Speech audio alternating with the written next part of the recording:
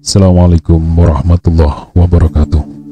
Rahayu Sagung Dumadi. Kembali lagi di channel Babat Nusantara. Pada kesempatan kali ini akan melanjutkan cerita Gajah Mada bagian ke-44.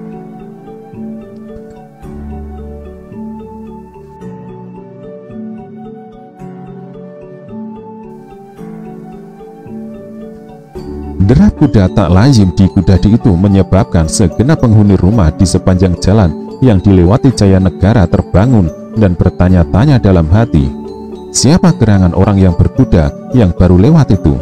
Bekal Gajah Mada yang cukup mengenal daerah itu karena pernah mengunjunginya tak mengalami kesulitan menuju rumah Ki Lurah Kudadu. Adalah Lurah Kudadu yang merasa gerah oleh udara panas berada di halaman sambil memperhatikan gugusan bintang yang bertebaran di langit. Tetapi tidak demikian jelas gemerlapnya karena kalah oleh perbawa cahaya bulan yang benderang. Terkejut Lurah Kudadu mendengar suara kuda yang berderap dari kejauhan dan mengarah ke rumah kediamannya. Gajah Mada meloncat turun dari kudanya disusul Kolo Gemet. Dengan amat ramah bekal Gajah Mada menyapa, "Selamat malam Ki Lurah. Adakah Ki Lurah masih mengenal saya?" Lurah Kudadu terperanjat. Ia amat hafal dengan suara itu, meski telah lama tidak pernah didengarnya lagi. "Anak Mas bekal Gajah Mada, benarkah anak Mas yang datang berkunjung malam ini?" bertanya Lurah Kudadu. "Benar Ki Lurah," jawab Gajah Mada.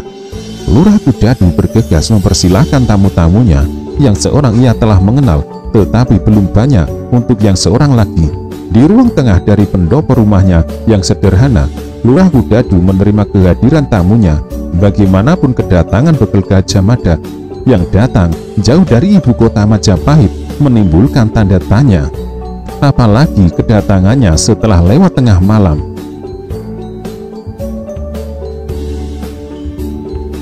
"Bagaimana kabar Ki Lurah selama ini?" tanya Gajah Mada.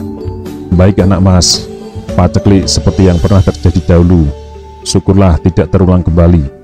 Setidak-tidaknya dalam beberapa tahun ini hujan turun sebagaimana musimnya. Lumbung-lumbung pun penuh dengan cadangan bahan makanan. Pendek kata, Kudadu dan sekitarnya kini tak kurang suatu apa. Sebagian sawah yang dibuka tak lagi mengandalkan tada hujan, tetapi dengan air yang dialirkan dari Sungai Wedung melalui kerja keras gotong royong." Gajah Mada tersenyum. Lurah Kudadu memandang Jayanegara. "Bersama siapakah anak Mas bekal Gajah Mada datang kali ini?" "Cobalah Ki Lurah menebak dengan siapa saya datang kali ini," balas bekal Gajah Mada. Lurah Kudadu mengerutkan kening. "Tentu saya tidak bisa menebak anak Mas. Tuanku Baginda Sri Jayanegara atau Kolo Gemet," jawab Gajah Mada datar. Terperanjat bukan alang kepalang Lurah Kudadu. Bahkan kaget yang dirasakannya jauh melebihi rasa kaget di batu ular. Terbelalak tak bisa berbicara. Beberapa lama Lurah Kudadu sambil berusaha keras mengumpulkan kesadarannya yang melayang entah kemana. Manakala Lurah Kudadu sadar sepenuhnya, dengan perlahan lelaki paruh baya ini beringsut agak berjongkok. "Sudahlah Paman Lurah, saat ini aku berada di rumahmu. Tidak sebaliknya, tata cara yang berlaku adalah tata cara di rumahmu. Paman Lurah tidak harus menyembahku." Masih bingung Lurah Kudadu. Kedatangan Jayanegara ke rumahnya ia rasakan bagi dewa turun dari khayangan dan berkenan singgah di rumahnya. Hal itu tentu amat membingungkan dan sulit untuk dipercaya. Lebih jauh Lurah Kudadu bingung, kenapa Raja Majapahit sampai turun jauh ke sudut kelurahan yang dipimpinnya. Namun bekal Gajah Mada tidak ingin membuat Lurah Kudadu berlama-lama kebingungan. Di kota Raja Majapahit beberapa hari yang lalu telah terjadi pemberontakan yang dipimpin Rakuti. Keadaan sangat membahayakan keselamatan temanku Jayanegara. Itu sebabnya aku membawa Sri Baginda kemari karena aku berpendapat tempat ini cukup aman dan jauh dari jangkauan Rakuti. Serasa meluap isi dada Lurah Kudadu. Oh tentu, jawabnya. Saya persilahkan apabila Tuanku Baginda memilih kelurahan ini sebagai tempat untuk berlindung. Hamba dan lebih-lebih segenap kawula Kudadu akan memberikan perlindungan kepada Tuanku, bahkan seandainya harus menebusnya dengan nyawa. Jayanegara senang melihat sikap itu. Tentu hanya kalangan terbatas yang perlu mengetahui hal ini, Ki Lurah. Gajah Mada menambah, keberadaan Tuanku Jayanegara di tempat ini jangan sampai ada yang mengetahui. Untuk selanjutnya, mohon Ki Lurah Kudadu membantu menyediakan tempat persembunyian yang benar-benar terlindung. Dengan jelas Bekel Gajah Mada menuturkan apa yang terjadi di kota raja, bagaimana sepak terjang Rakuti, bagaimana pertempuran yang terjadi, juga apa yang dialami Jayanegara di Kabuyutan Mojo Agung. Persembunyian di Mojo Agung yang semula dikira aman itu ternyata justru dengan amat mudah diketahui Rakuti. Bekel Gajah Mada kemudian menekankan jangan sampai hal itu terulang kembali di Kudadu.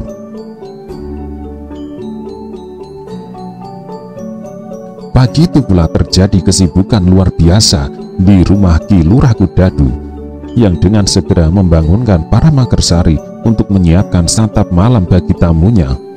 Lurah Kudadu yang tidak ingin mengecewakan tamunya, mengingat tamu yang kini berada di rumahnya bukanlah tamu sembarangan, segera memerintahkan untuk menyembelih ayam 5 ekor sekaligus dan dimasak menggunakan jenis bumbu yang paling lezat. Ada yang disajikan dengan dibakar, ada pula yang disajikan dalam bumbu kari yang lezat. Siapa tamu penting sampai Lurah memerintahkan memasak 5 ekor ayam sekaligus? Bertanya seorang magersari kepada temannya sesama magersari. Entah, jawab temannya. Kita kerjakan saja perintah Ki Lurah. Sebanyak ini apa habis? Lanjut magersari itu. Kita nanti yang menghabiskan. Tak tanggung-tanggung Ki Lurah Kudadu dalam memberikan penghormatan kepada Sri Jayanegara. 4 orang pemijat sekaligus dipanggil untuk melayani 2 tamu penting itu. Kepada 4 pemijat itu diperintahkan untuk bersikap sangat hormat. 2 orang pemijat mengurut tubuh Bekel Gajah Mada, 2 orang yang lain melayani Kologemet Sri Jayanegara. Rasa pegal dan kecapean luar biasa yang dialami di sepanjang perjalanan menyebabkan Sri Jayanegara benar-benar merasa nyaman dan dimanjakan. Ki Lurah Kudadu sebenarnya berharap agar tamunya jangan tergesa tidur untuk nantinya dipersilahkan menikmati hidangan bila telah matang. Tetapi nyamannya pijatan itu dengan segera menerbangkan Jayanegara ke alam mimpi. Demikian juga dengan Bekel Gajah Mada.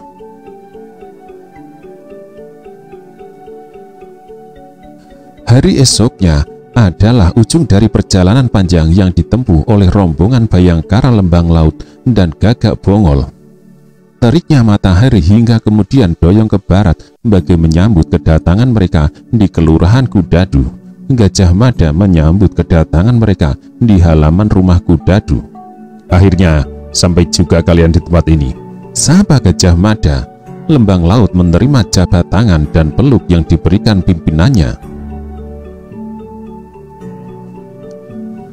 Namun, Bekel Gajah Mada segera melihat ada yang tidak ada di rombongan pasukannya. Lembang Laut dan Gagak Bongol segera memberikan penjelasan. Risang Panjer Lawang tak berada di antara kita lagi, kata Lembang Laut. Gajah Mada mencuatkan sebelah alisnya. Apa yang terjadi dengannya? Diakah orang yang kita cari? Bukan, jawab Lembang Laut. Risang Panjer Lawang justru gugur sebagai korban pengkhianat itu. Luka di bagian belakang tubuhnya merupakan pertanda ia diserang dari belakang oleh orang yang diduganya tak mungkin melakukan itu. Wajah Gajah Mada menegang. Terus, telah berhasil ditemukan siapa pelakunya? Lembang Laut mengangguk. Sejenak, Lembang Laut menyempatkan melirik Gagak Bongol yang membeku. Maisa Kingkin pelakunya, ucap Lembang Laut dengan nada berbisik. Gajah Mada merasa mendadak wajahnya menebal. Maisa Kingkin disebut sebagai pengkhianat mata-mata Rakuti, menyebabkan Gajah Mada sangat terpukul. Sulit sekali bekal Gajah Mada menerima kenyataan itu. Kemarin sore, kali ini Gagak Bongol yang mendekat angkat bicara. Kami semua sedang beristirahat di Bulak Panjang, masuk wilayah Angawiyat. Kami dikejutkan oleh adanya burung merpati yang terbang membumbung tinggi. Kami segera menggeledah semua buntalan yang kami bawa. Kami menemukan remah jagung pakan merpati di buntalan milik Maisa Kingkin. Kuakhiri hidup Maisa Kingkin. Pasukan kini telah bersih dari pengkhianat.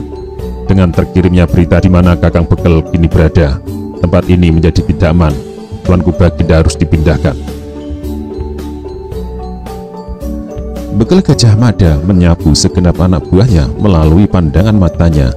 Agak lega Gajah Mada setelah merasa yakin pasukannya bersih dari telik sandi kaki tangan Rakuti. Sekaligus hatinya terasa perih manakala mengingat telik sandi itu ternyata Maisa Kingkin, bahwa berita di mana ia berada telah terkirim menuju ke kota raja.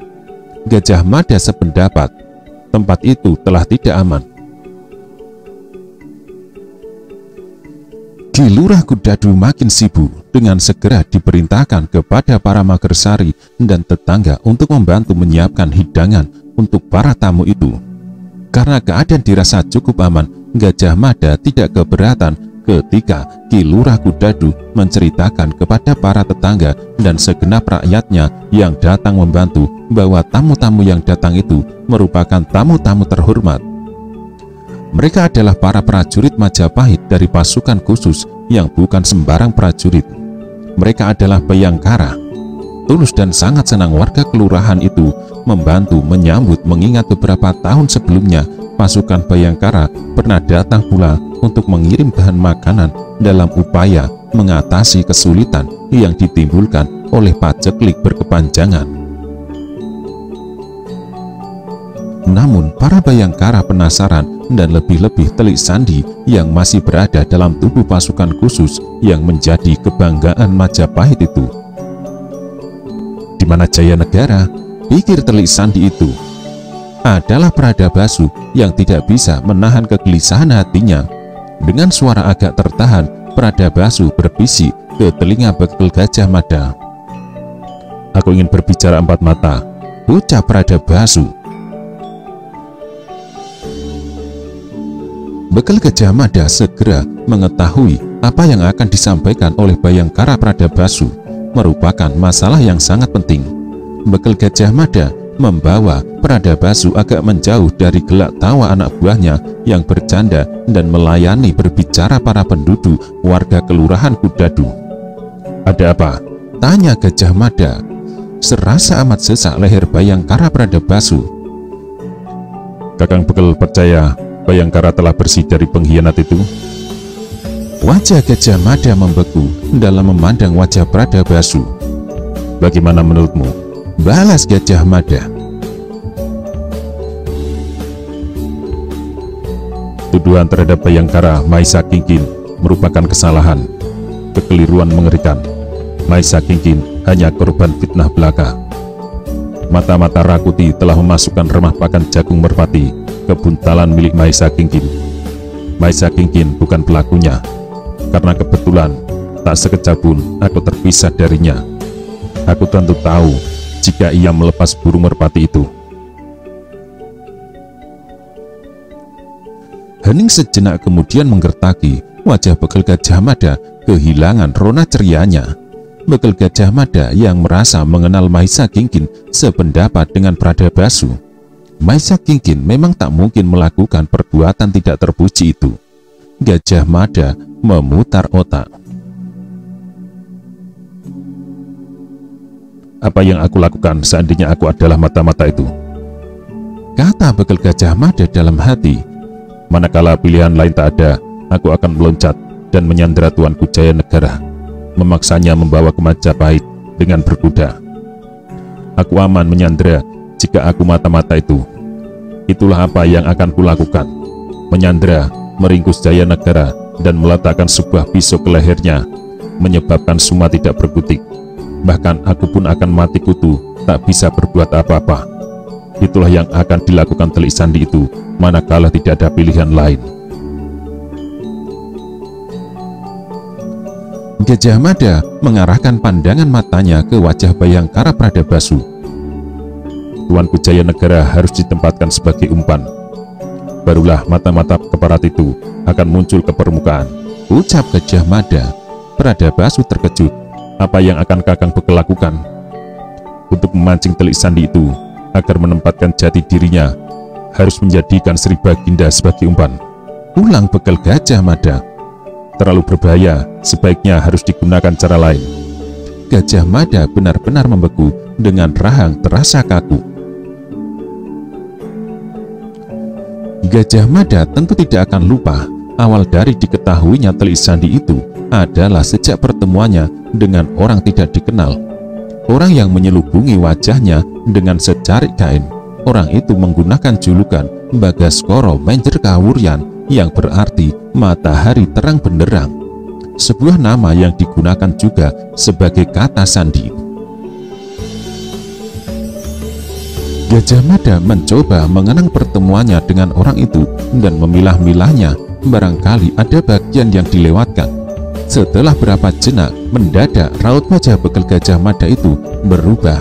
Pimpinan pasukan Bhayangkara itu merasa menemukan bagian sangat penting dari apa yang pernah diucapkan Bagaskoro Menjer Kawuryan. Malam ini kita akan melakukan dengan Sri Baginda sebagai umpan. Orang yang kita curigai itu akan muncul ke permukaan. Pradabasu memandang Gajah Mada dengan bersungguh-sungguh. Untuk selanjutnya, dua orang itu bercakap-cakap sambil berbisik. Meski ada beberapa orang Bhayangkara berada pada jarak cukup dekat, tak seorang pun bisa menerka permasalahan apa yang dibicarakan Gajah Mada dan Pradabasu. Gajah Mada yang semula melarang Lurah Kudadu menggelar hiburan cokekan berubah pikiran dan malah menyetujuinya. Cokekan adalah sejenis hiburan tembang dan joget dengan beberapa penari wanita. Sejak itu beberapa orang telah ditugasi mengundang paguyuban cokekan yang ada di kelurahan itu. Beberapa orang yang lain sibuk meraut beberapa batang bambu untuk dijadikan oncor dengan bahan bakar minyak bumi yang diambil dari sebuah sumur tidak jauh dari Pedukuhan Cepu. Rangkaian dinding depan pendopo rumah Ki Lurah dicopot untuk memberi ruang yang lebih lebar. Di dapur, beberapa magersari perempuan dan beberapa tetangganya sibuk memasak untuk makan malam. Orang-orang Kudadu benar-benar orang-orang yang tahu balas budi. Mereka tidak lupa beberapa tahun sebelumnya pernah tertolong oleh kiriman bahan makanan dari ibu kota Majapahit. Apabila pertolongan itu tidak ada, maka akan banyak korban meninggal karena kelaparan. Kini setelah sekian tahun lewat, orang-orang Majapahit itu datang mengunjungi mereka. Itu sebabnya kehadiran tamu-tamu itu diterima dengan penuh semangat sebagai tamu-tamu yang sangat terhormat. Mereka yang memiliki ayam membawa ayam ke rumah Ki Lurah Kudadu. Ada pula yang menurunkan beberapa jenjang kelapa muda, bahkan ada yang mengiring seekor kambing. Seorang penduduk yang kebetulan memiliki nangka matang dan berukuran lumayan besar membawa nangka itu ke pendopo dan disantap beramai-ramai oleh para prajurit. Pemilik nangka itu senang setengah mati. Bagi orang kelaparan, Bhayangkara menyantap habis rujak degan yang dihidangkan. Namun sejauh itu masih sangat terbatas yang mengetahui untuk keperluan apa prajurit Majapahit itu datang ke Kudadu. Tak seorang pun penduduk Kudadu yang menyangka di kelurahan mereka bahkan hadir Sri Jayanegara.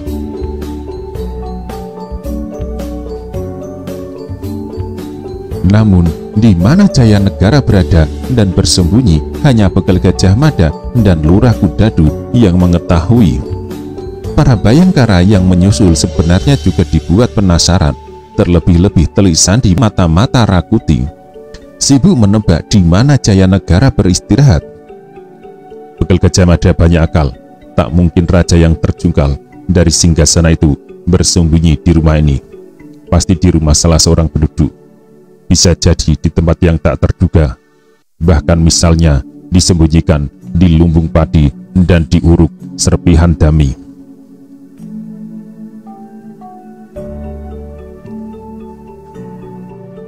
Malam menuki dan terasa agak gerah itu dipecahkan oleh suara mengalun dari seperangkat gamelan.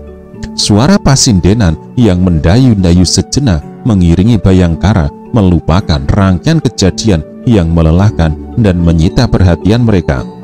Tanpa canggung, Gagak Bongol mengawali turun menari setelah Bekel Gajah Mada menolak tawaran selendang.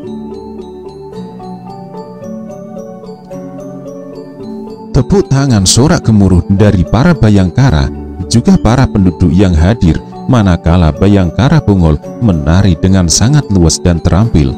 Gagak Bongol yang tangkas terengginas di medan pertempuran yang ganas macam apapun ternyata bisa terampil pula saat menari. Penari paguyuban cokekan itu benar-benar memiliki suara yang lembut, apalagi usianya masih muda dan belum bersuami.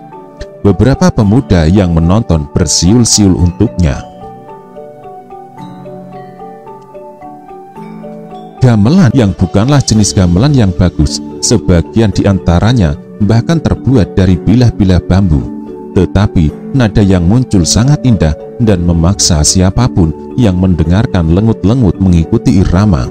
Jika ada yang tidak terpengaruh oleh suara mengaluh indah itu, adalah seekor tokek yang amat mengganggu. Tokek besar itu merayap di dinding. Gerakannya tidak pernah lepas dari perhatian Bayangkara Pradabasu. Tiba-tiba Pradabasu masuk ke arena dan mencabut senjatanya. Apa yang diperbuat mengagetkan siapapun. Bahkan penabuh gamelan sederhana menghentikan alunan musiknya. Demikian juga dengan penari tayub dan gerakan lengut-lengut Gagak Bongol yang untuk beberapa saat melupakan keletihan yang luar biasa ikut terhenti. Semua perhatian diarahkan kepada Pradabasu yang tangan kanan dan kirinya memegang pisau-pisau belati. Pradabasu memutar pandangan menyapu siapapun. Pandangan mata kekecewaan terarah kepada Gagak Bongol yang balas memandangnya pula. Pradabasu menyusur wajah Bayangkara yang lain. Ketika memejamkan mata sejenak, bayangan Gagak Bongol berubah menjadi Mahesa Kingkin yang menari dengan pedangnya, lengkap dengan Bongol menebas kepala sahabatnya itu dari arah belakang. Beban berat itu mendorong Pradabasu berteriak keras bersamaan dengan tangannya yang mengayunkan deras. Pisau di tangannya lepas dan melesat menghajar tokek yang melekat di dinding. Pradabasu memandang sekilas hasil perbuatannya, lalu berjalan berbalik ke tempat duduknya. Suaranya mengganggu gamelan, ucap Pradabasu pendek. Hening itu masih mengalir beberapa saat untuk kemudian disusul oleh tepuk tangan gemuruh berasal dari para penduduk warga Kelurahan Kudadu yang merasa sangat takjub pada kemampuan itu. Tentu bukan pekerjaan mudah mengayunkan pisau langsung mengenai sasaran. Perbuatan Pradabasu itu bagi Bayangkara yang lain bukanlah hal luar biasa. Mereka sudah sering melihat Pradabasu melakukannya. Dalam hal mengayun pisau dengan arah bidik tepat bukan hal aneh karena Bayangkara semua bisa melakukan. Namun wajah Pradabasu yang sangat keruh yang menarik perhatian para Bayangkara yang lain. Pradabasu terpukul sekali oleh perbuatan Mahesa Kingkin yang ternyata mengkhianati Bayangkara. Atau boleh jadi Pradabasu kecewa kepada Gagak Bongol yang menjatuhkan hukuman sangat kejam kepada Mahesa Kingkin. Perasaan kecewa itu yang secara lugas terbaca dari tatapan matanya. Satu tembang lewat, penari cokekan itu kembali menawarkan selendang yang dengan amat yakin diterima oleh Pradabasu. Entah oleh alasan apa, tak sebagaimana kepada Gagak Bongol penari itu sekaligus memasangkan selendang yang diserahkannya ke leher Pradabasu. Penari cokekan yang cantik itu bahkan menempatkan diri pada jarak yang amat dekat, nyaris sepelukan lengan. Penonton seketika meledak, siulan terdengar di sana-sini. Para pemuda kelurahan Kudadu tertawa ketika melihat Pradabasu merah padam. "Ingin tembang apa, Kang Mas?" tanya penari cokekan berusia muda itu. "Terserah," jawab Pradabasu. Gamelan mengalun lembut sebagai isyarat Pradabasu menggerakkan tangannya seiring penari cokekan yang siap melayani bagaimanapun ia menari, meliukkan lengan dan melempar gerakan kaki. Pradabasu menyempatkan melirik Bekel Gajah Mada dan tersenyum. Senyuman itu dibalas oleh Bekel Gajah Mada melalui jempol tangannya. Tak seorang pun menyadari itulah awal permainan Bekel Gajah Mada dan Pradabasu dalam upaya menjebak mata-mata Rakuti agar muncul ke permukaan. Satu tembang nyaris berakhir. Kemampuan Pradabasu dalam olah tari membuat iri para bayangkara yang lain yang tidak punya kemampuan melakukan itu. Gajah Pradamba segera bangkit dan memberi isyarat sebagai penari berikutnya. Akan tetapi Bekel Gajah Mada yang berdiri menyebabkan bayangkara Gajah Pradamba yang juga bernama Gajah Engon itu membatalkan niatnya. Manakala Gajah Mada mengangkat tangannya, semua pembicaraan langsung sirep. Sejenak setelah itu, semua pintu yang merupakan pintu kamar Ki Lurah Kudadu yang langsung berhadapan dengan pendopo terbuka. Telik sandi Rakuti harus menata degup jantungnya melihat siapa orang yang keluar dari bilik itu. "Jaya Negara," desis Telik Sandi itu. Penampilan Sri Jaya Negara tak ubahnya dengan penampilan siapapun. Sri Jaya Negara mengenakan ikat kepala kain wulung berwarna gelap dan pakaian sederhana pemberian Lurah Kudadu. "Sanak kadang warga Kudadu," Bekel Gajah Mada mengawali ucapannya, "izinkan saya memperkenalkan orang yang berada di sebelah saya ini. Sekaligus inilah saatnya saya menjelaskan kepada segenap sanak kadang mengapa hari ini kami segenap pasukan Bayangkara berada di tempat ini." Angin semilir sedikit dingin menyapa hening pendopo itu. Rasa ingin tahu segenap warga Kudadu membuat keadaan menjadi amat senyap. Tak seorang pun berbicara, bahkan agar penjelasannya yang diberikan Bekel Gajah Mada itu bisa tertangkap dengan jelas dan tak sepatah kata pun tercecer. Sebagian dari warga Kudadu itu menahan nafas. Mereka merasa sangat heran karena demikian hormatnya Lurah Kudadu pada orang yang baru keluar dari bilik itu. Terukur dari bagaimana lurah itu menyempatkan menyembah dan tangannya yang ngapur rancang.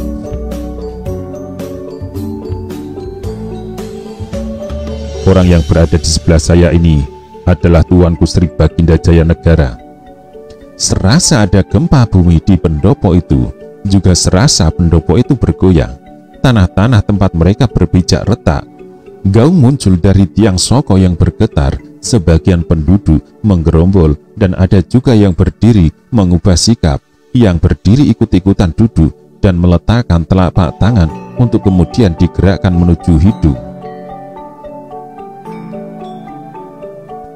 "Kami semua datang ke Kelurahan Kudadu untuk mencari perlindungan karena saat ini ibu kota Majapahit tidak aman, dijarah oleh pemberontakan sekelompok orang yang tidak tahu diri di bawah pimpinan Rakuti. Istana jatuh dan terpaksa Bayangkara menyelamatkan tuanku hingga jauh ke tempat ini. Segenap sanak kadang, apakah ada yang keberatan dengan tuanku Baginda meminta perlindungan di sini?" Para penduduk warga Kudadu yang berkumpul di pendopo itu saling pandang antara satu dengan yang lain untuk kemudian secara serentak menjawab pertanyaan itu. "Tidak." Wajah-wajah di pendopo itu masih menegang, masih dihiasi jejak kaget yang terbaca jelas di raut muka. Beberapa di antaranya bahkan saling mengeremang berbicara dengan orang di sebelahnya.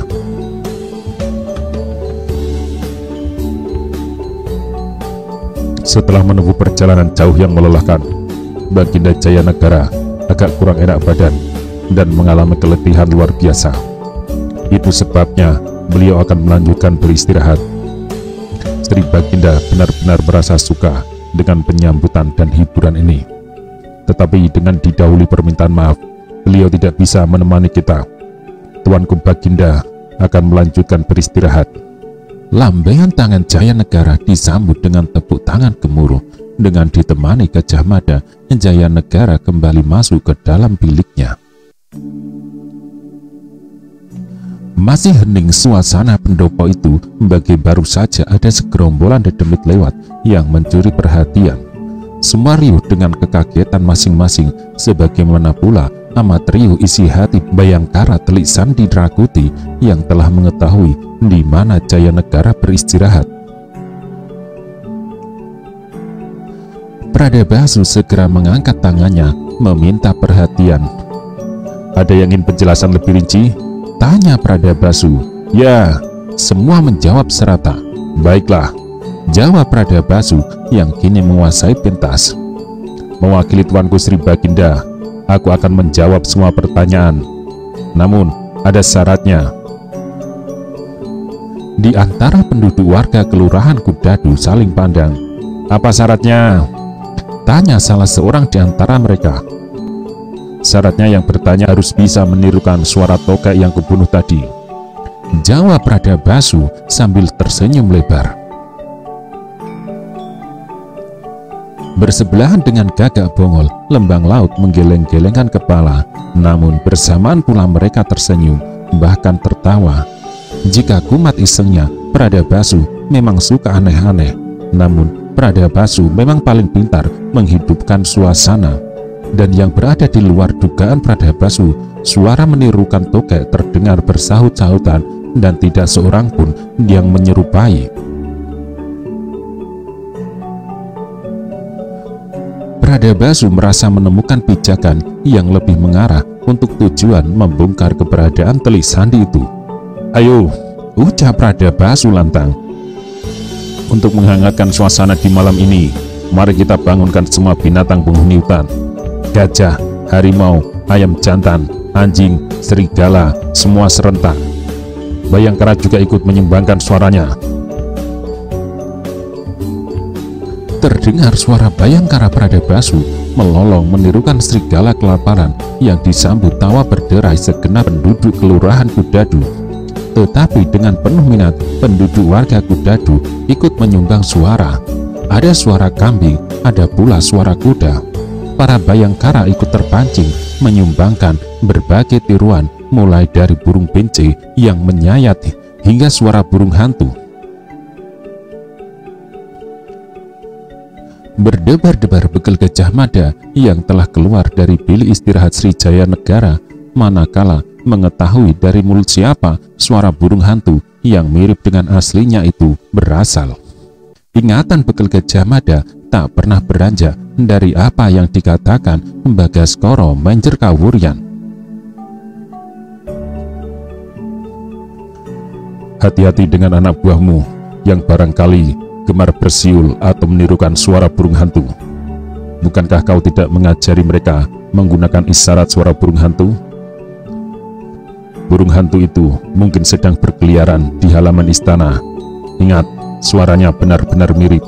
Sulit membedakan dengan suara burung hantu yang sesungguhnya," ucap Bagaskoro Menjer Kawuryan saat itu.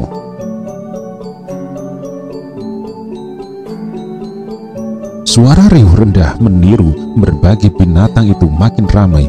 Bekel Gajah Mada bulat mendapatkan arah. Suara tiruan burung hantu itu berasal dari mulut singa Parepen. Suara burung hantu itu sangat mirip dengan aslinya, juga sama dengan suara siulan sandi yang pernah didengar di halaman istana sebagai isyarat yang diyakini diberikan oleh sesama Telik Sandi Rakuti. Namun, benarkah singa Parepen orangnya? Aku harus memancingnya membuat pengakuan, ucap Gajah Mada dalam hati. Bekel Gajah Mada yang telah bergabung kembali dan mengangkat tangan menyebabkan semua suara tiruan binatang itu lenyap. Pradabasu mengangguk ketika Gajah Mada mengacungkan jempol tangannya. Bekel Gajah Mada yang tersenyum sangat sulit ditebak isi benaknya. Apa yang diucapkan bekel Gajah Mada diarahkan kepada segenap Bhayangkara dan tidak semata-mata ditujukan kepada Singa Parapen. Teman-teman, ucap Gajah Mada datar, tetapi terdengar sangat jelas. Kita berada di sini setelah hari-hari yang melelahkan itu. Tembang peperangan seharusnya terdengar mengalun gagah, tak soal siapapun yang keluar sebagai pemenang dalam peperangan itu. Akan tetapi, tembang perang yang gagah itu ternodai oleh pengkhianatan. Mengapa harus ada pengkhianatan?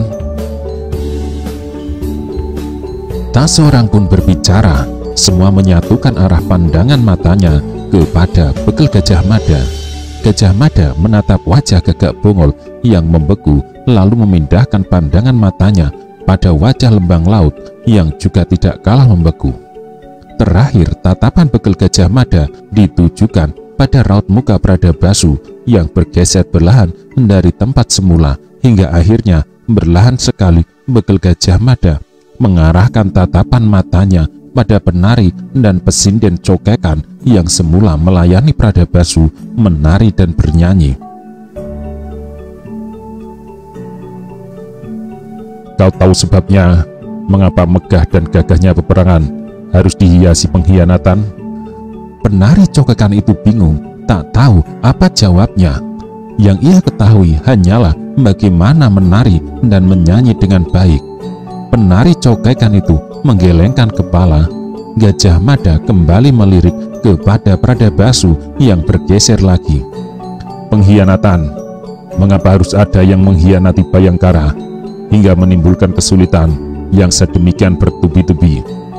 Kenapa pengkhianatan busuk itu harus berada di antara kita? Kau tahu apa jawabnya Singa Parapen? Singa Parapen sama sekali tidak menduga arah pertanyaan itu ditujukan kepadanya. Bukankah pengkhianatan itu telah ditebas habis? Jawab Singa Parapen. Dengan Mahisa Kingkin terbunuh, ditebas kepalanya, bukankah kita bersih? Persoalan yang mendasar bergeser itu mencengkram serta menyita segenap perhatian. Segenap penduduk warga Kelurahan Kudadu itu merasa bagai mendapat tontonan sandiwara yang amat menarik. Tidak ada seorang pun yang batuk atau menimbulkan suara apapun. Pertanyaan Gajah Mada selanjutnya mengagetkan Singa Parapen. Bahkan lebih jauh lagi mengagetkan segenap Bhayangkara yang lain. Mahisa Kingkin hanyalah korban fitnah, ucap Gajah Mada datar. Mahisa Kingkin bukan orang yang melepas burung merpati pengirim warta dari telik sandi keperat itu. Gagak Bongol hanya orang tolol yang dengan begitu saja menelan umpan fitnah itu. Kau tentu masih ingat bagaimana raut wajah Mahisa Kingkin yang berusaha menolak tuduhan, tetapi tidak memperoleh kesempatan sebagaimana mestinya. Bagaimana Bongol? Gagak Bongol menegang, wajahnya menebal melebihi tebal dinding pagar taman makam Antapura. Remah makan burung merpati itu ditemukan di buntalan pakaian miliknya, jawab Bongol membela diri. Tidakkah kau sempat berpikir bagaimana kalau telik sandi itu mengecohmu dengan menempatkan remah jagung itu ke buntalan Mahisa Kingkin tanpa ia tahu ada benda asing di dalam buntalan pakaiannya? Gagak Bongol gelisah. Namun lebih gelisah lagi adalah Singa Parapen yang merasa kedoknya mulai terbuka. Apakah bekel keparat itu sudah tahu aku telik sandi itu? Singa Parapen bertanya kepada diri sendiri. Namun betapa tajam bekel Gajah Mada dalam memandang wajahnya. Tawaran apa yang diberikan Rakuti kepadamu hingga kau tega berkhianat, mengkhianati teman-teman dan rajamu? Tanya Gajah Mada. Pendopo itu kembali berderak. Tiang soko rumah Lurah Kudadu bagai bergetar dan mengeluarkan suara gema tergaung yang getarnya menggeretaki isi dada segenap Bhayangkara. Terbelahlah Gajak Bongol, terbelahlah Lembang Laut, nyaris lepas mata Lembu Bulung dan Panjang Sumprit.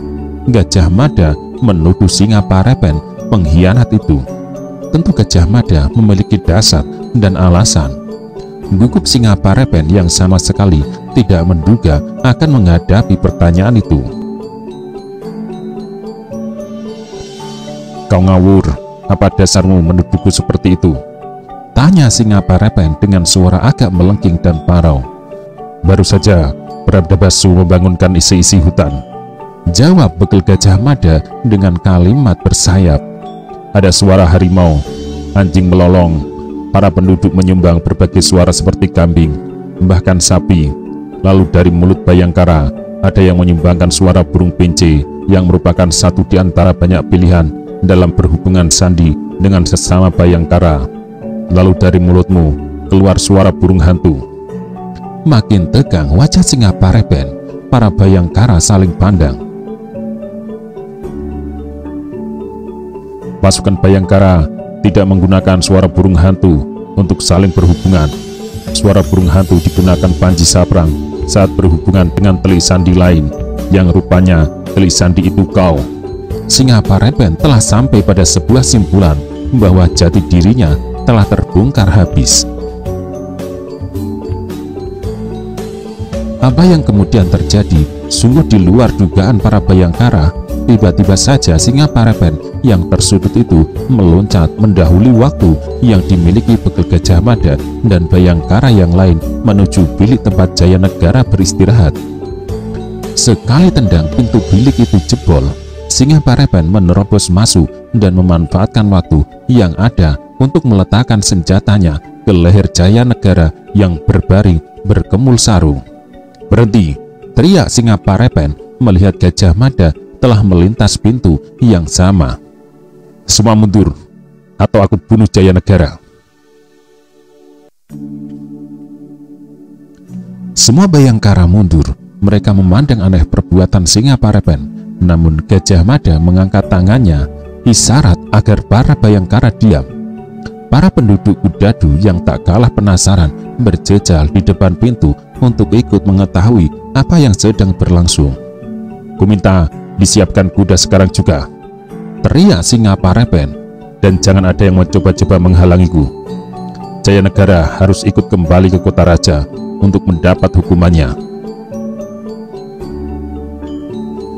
Jawaban Singa Parapen adalah jawaban paling lugas yang menunjukkan bahwa ia orangnya. Telik sandi yang selama ini menusuk dari belakang gerakan pasukan Bayangkara, menggigil Gegak Bongol tak kuasa menahan diri. Wajah Maesa Kingkin membayang di matanya. Gegak Bongol serentak segera menyesali ayunan senjata yang dilakukannya. "Keparat!" umpat Gegak Bongol. Singa Parapen sangat memahami mengapa Gegak Bongol demikian marah. Singa Parapen tertawa bergelak.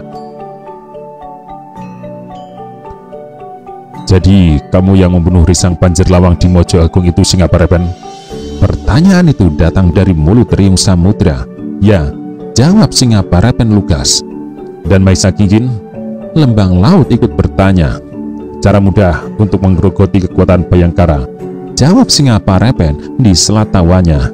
"Namun sejujurnya, aku akan merasa senang jika akulah yang mengayunkan pedang menebas kepala Maesa Kingkin. Tak apalah, aku puas Bongol mewakiliku." "Iblis!" umpat Gegak Bongol yang tidak bisa menguasai diri. Singa Parapen yang memegangi kepala Jaya Negara siap mengayunkan pedangnya. Jika Bayangkara membayangkan dirinya, maka Singa Parapen merasa tidak perlu ragu membunuh orang pertama di Majapahit yang berada di cengkeraman itu. "Semua mundur dan siapkan kuda untukku. Aku harus kembali ke kota raja." Bekel Gajah Mada mengangkat tangannya memberi isyarat kepada semua orang untuk mundur. "Kau memang hebat, Singa Parapen. Aku sungguh tak bisa menyangka bahwa ternyata kau telik sandi yang sangat rapat menyembunyikan jati diri. Kau mampu mengendus keberadaan Tuanku Jaya Negara yang aku sembunyikan di Mojo Agung. Kalau kau tidak keberatan menjelaskan, dengan cara bagaimana kau bisa mendapatkan tempat itu?" Gajah Mada melontarkan sebuah pertanyaan. Singa Parapen menyambut pertanyaan itu dengan tertawa berderai. "Kau tentu penasaran Bagaimana cara aku mendapatkan tempat itu? Ya, jawab Gajah Mada. Kau membuang umpan ke arah timur yang sebenarnya menyembunyikan ke arah barat. Terlalu mudah bagiku untuk menebak ada siapa di barat. Aku hanya mencoba berpikir, mengikuti bagaimana caramu berpikir yang ternyata benar. Meski aku sekedar menduga, dugaanku ternyata benar. Gajah Mada dan Gagak Bongol saling pandang. Kini teka-teki yang membuat resah itu terjawab sudah, dan Bongol merasa amat lega karena ia merasa tak pernah sekalipun kelepasan bicara. Singa Parapen meletakkan senjatanya dan sama sekali tidak akan ragu membenamkan senjata itu ke leher Jaya Negara apabila keselamatan dirinya terancam. Satu lagi sebuah pertanyaan untukmu. Kedudukan apa yang dijanjikan Rakuti kepadamu bila kau berhasil membunuhku, Singa Parapen? Pertanyaan itu berasal dari pintu yang lain yang terbuka. Di sana Jaya Negara berdiri bersebelahan dengan Lurah Kudadu. Singa Parapen terperanjat, tetapi Jaya Negara yang berada dalam kekuasaannya bertindak sangat cekatan. Singa Parapen terlambat sejengkal untuk menyadari sebuah pisau menghujam tepat di tengah dadanya. Pradabasu yang menempatkan diri sebagai Jaya Negara kembali mengayunkan pisau pendeknya ketika Singa Parapen masih punya kesempatan untuk mengangkat pedang panjang di tangannya.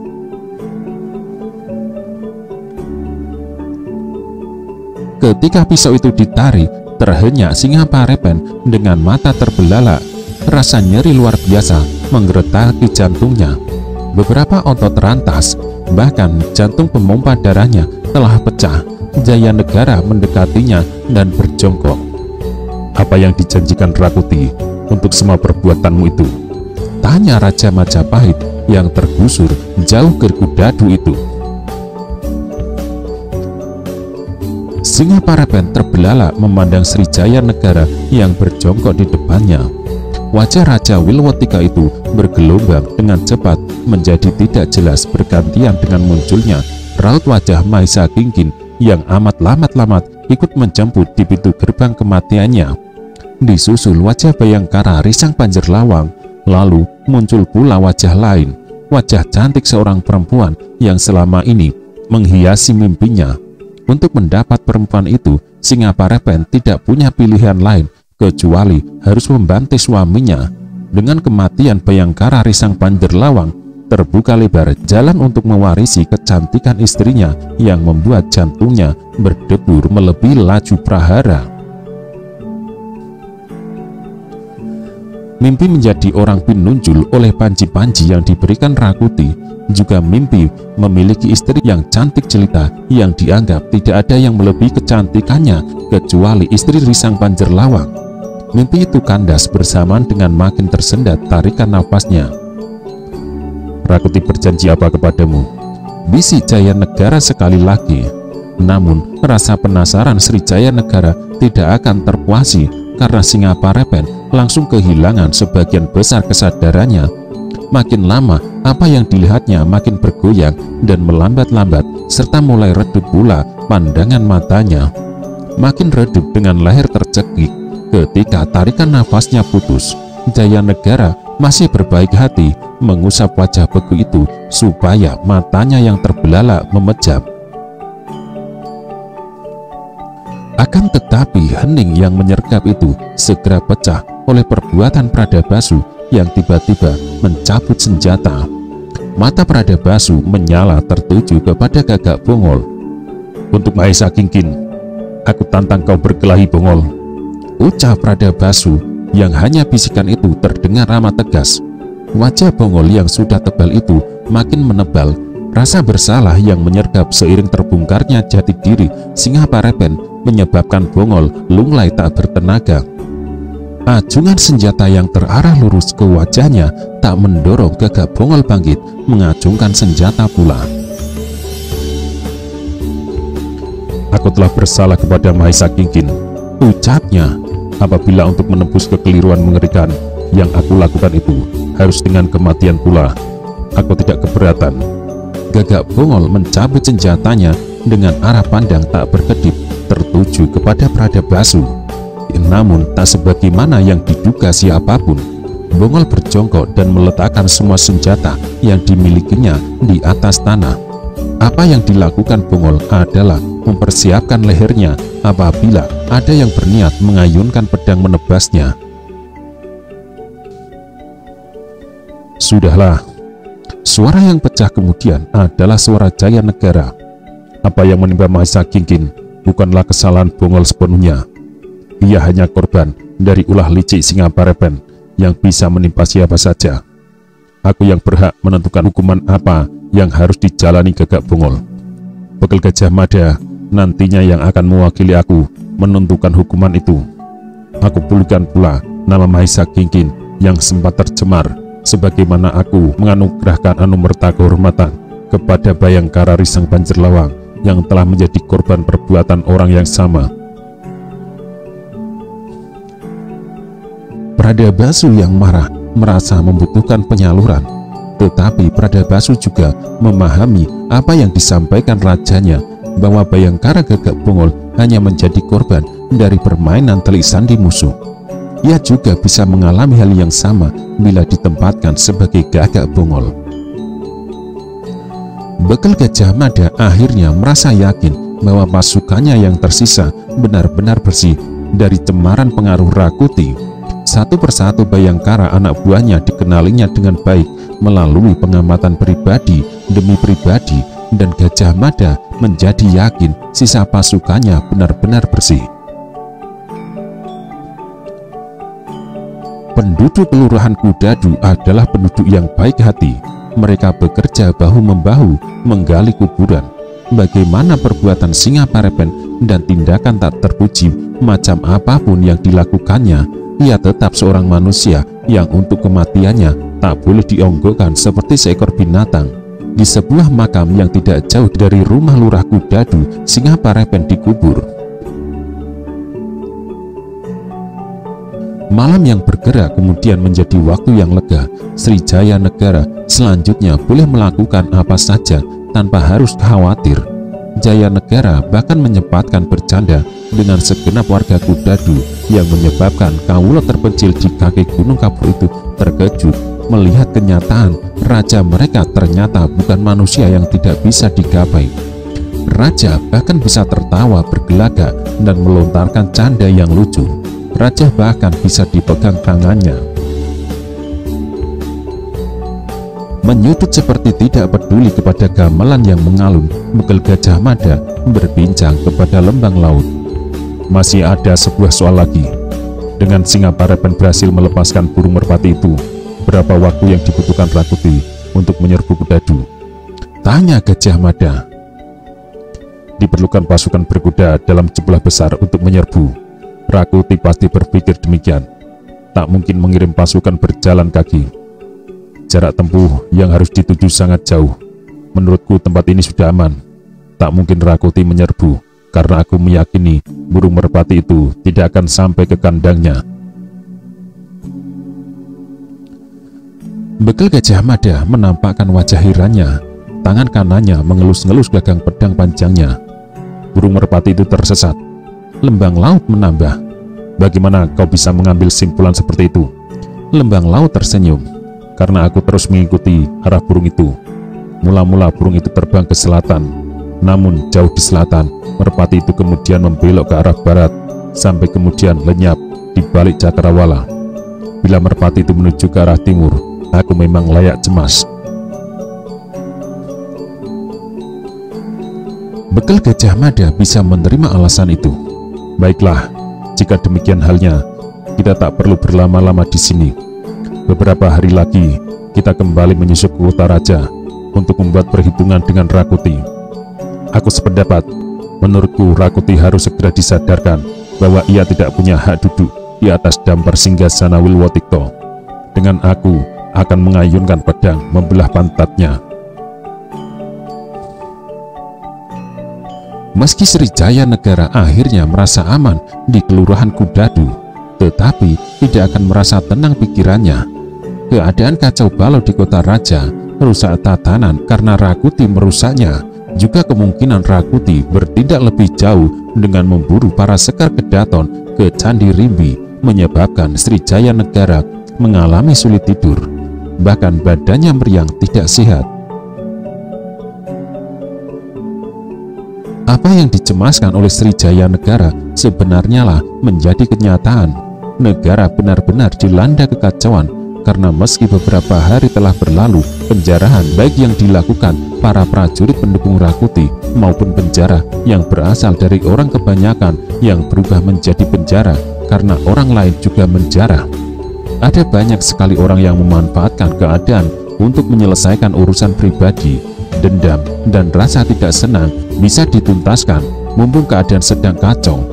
Orang kaya benar-benar berada dalam keadaan tersudut dan tidak nyaman.